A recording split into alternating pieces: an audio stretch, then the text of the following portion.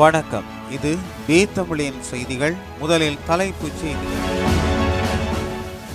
அரசியல் கைதிகள் இல்லை என்ற பழைய பல்லவியை பாடாமல் அவர்களை உடனே விடுவியுங்கள். அரசிடம் மனோ எம்பி இடித்துரைப்பு. வடமராட்சி கிழக்கில் இன்று கரையொதுங்கிய மர்ம வீடு. சீன ஜனாதிபதியுடன் அனுரகுமார முக்கிய விடயங்கள் பற்றி பேச்சு. கொழும்பில் ஐஸ் போதைப் பொருளுடன் நீதிமன்ற பணியாளர் ஒருவர் சிக்கினார்.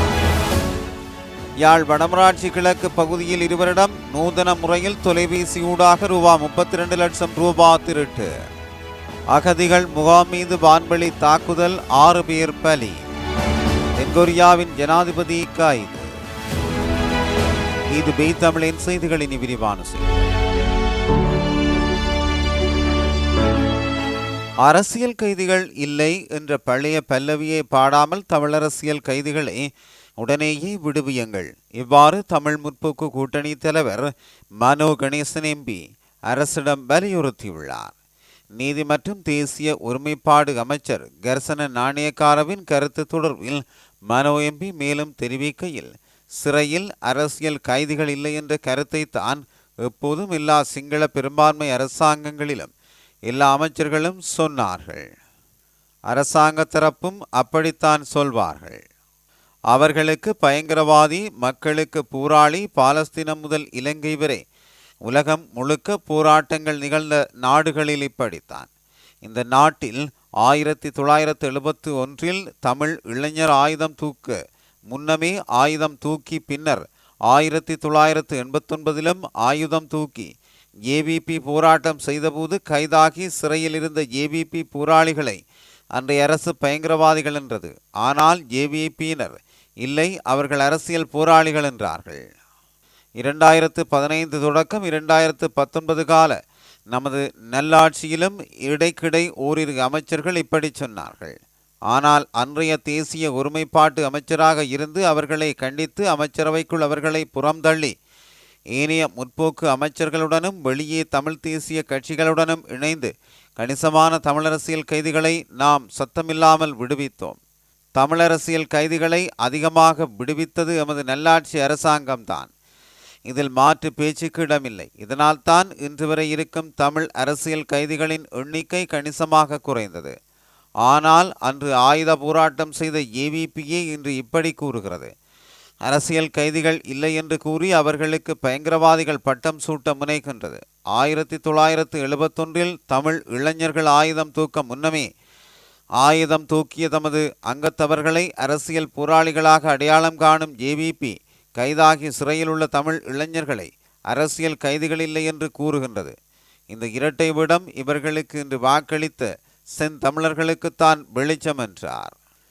யாழ் வடமராட்சி கிழக்கு நாகர்கோவில் பகுதியில் இன்று அதிகாலை 3 மணியளவில் மர்ம வீடு ஒன்று கரையொதுங்கியுள்ளது. அண்மை காலமாக கடல் நிலையில் மாற்றங்களினால் கடல் சீற்றங்கள், சூறாவளி, புயல், நிலநடுக்கம் போன்றவை பல தென்கிழக்கு ஆசிய நாடுகளில் ஏற்பட்டன.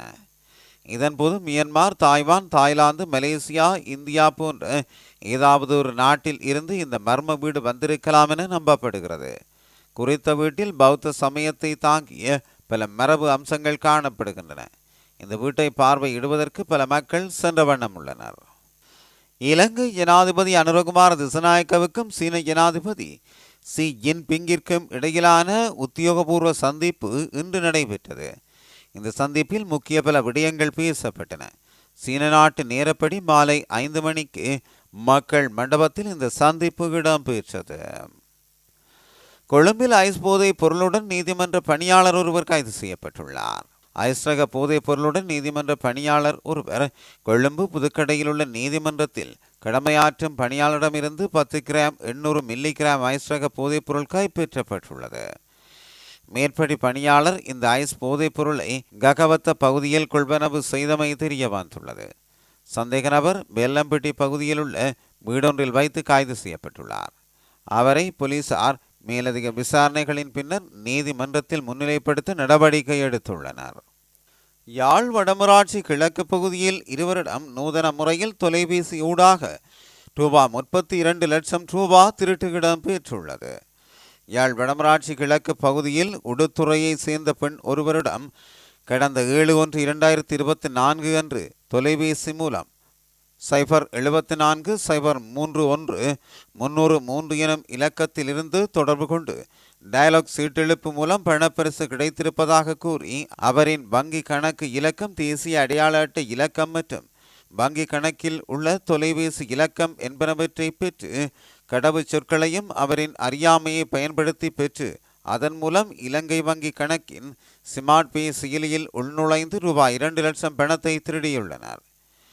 இதே முறையில் 077-46-50-187 எனும் தொலைபேசி இலக்கம் மூலம் தொடர்பு கொண்டு குறித்த பிரதேசத்தின் வேம்படியை சேர்ந்த முதியவர் ஒருவரிடமும் நேற்றைய தினம் ரூபாய் 29,22,000 பணத்தை திருடியுள்ளனர். குறித்த திருட்டுச் சம்பவம் தொடர்பாக இருவரும் வங்கியில் முறையிட்ட பொழுது மக்கள் வங்கியின் கணக்கு ஒன்றிற்கு பணம் மாற்றம் செய்யப்பட்டுள்ளதாகவும் குறித்த வங்கி கணக்கின் விவரம் தமது செயலியில் காட்டவில்லை என்றும் கூறியுள்ளனர். குறித்தவன் மருதங்கேணி போலீஸ் நிலையத்திலும் முதியவர் காங்கேசன்துறை போலீஸ் நிலையத்திலும் முறைப்பாடு பதிவு செய்துள்ளதாகவும் தெரிவித்தார். தொடர்வது பன்னாட்டுச் செய்திகள். காசாவின் மேற்கு யெனின் பகுதியில் உள்ள ஏதிலிகள் முகாம் மீது இஸ்ரேல் நடத்திய வான்வெளி தாக்குதலில் 6 பேர் கொல்லப்பட்டுள்ளனர். உயிரிழந்தவர்களில் 15 வயது சிறுவனும் அடங்குவதாக அந்த நாட்டு ஊடகங்கள் தெரிவிக்கின்றன. அத்துடன் குறித்த தாக்குதலை பாலஸ்தீன பாதுகாப்பு படைகள் கண்டித்துள்ளன. இதற்கிடையில் காசாவின் டெய்ர் அல்-பாலா பகுதியில் இஸ்ரேல் நடத்திய வான்வெளி தாக்குதலில் 10 பேர் கொல்லப்பட்டதாகவும் பலர் காயமடைந்ததாகவும் வெளிநாட்டு ஊடகங்கள் செய்தி வெளியிட்டுள்ளன. பதவி நீக்கம் செய்யப்பட்ட தென்கொரிய ஜனாதிபதி யூன் சுக் யோல் அந்த நாட்டு புலனாய்வு அதிகாரிகளால் கைது செய்யப்பட்டுள்ளார். அவரை கைது செய்வதற்காக பிறப்பிக்கப்பட்டிருந்த பிடியாணை நீதிமன்றினால் நீடிக்கப்பட்டது. இதனையடுத்து அவரை கைது செய்வதற்கு புலனாய்வாளர்கள் முயற்சித்திருந்த நிலையில் அவரது ஆதரவாளர்கள் அதற்கு தடை விதித்திருந்தனர். இந்த நிலையில் சுமார் 6 மணி நேர முயற்சிக்கு பின்னர் அவரது வீட்டில் வைத்து யூன் சுக் யோல் கைது செய்யப்பட்டுள்ளார். தற்போது அவர் ஊழல் விசாரணை அலுவலகத்தில் தடுத்து வைக்கப்பட்டு விசாரணைக்கு உட்படுத்தப்பட்டுள்ளதாக தெரிவிக்கப்படுகின்றது. மேற்படி அலுவலகத்தில் முன்னிலையாகுமாறு ஏலவே விடுக்கப்பட்டிருந்த அழைப்பாணையை அவர் புறக்கணித்திருந்த நிலையில் தற்போது கைது செய்யப்பட்டுள்ளார். இதேவேளை யூன் சுக் யோல் ஜனாதிபதி பதவியிலிருந்து நீக்கப்பட்டாரா என்பதனை தீர்மானிக்கும் வழக்கு நேற்று விசாரணைக்கு எடுத்துக் கொள்ளப்பட்ட போதிலும் அவர் மன்றில் முன்னிலையாகாதமையால் வழக்கு விசாரணை 4 நிமிடங்களில் நிறைவடைந்ததாக தெரிவிக்கப்படுகிறது. இது பி தமிழின் செய்திகள். மீண்டும் நாளை சந்திப்போம்.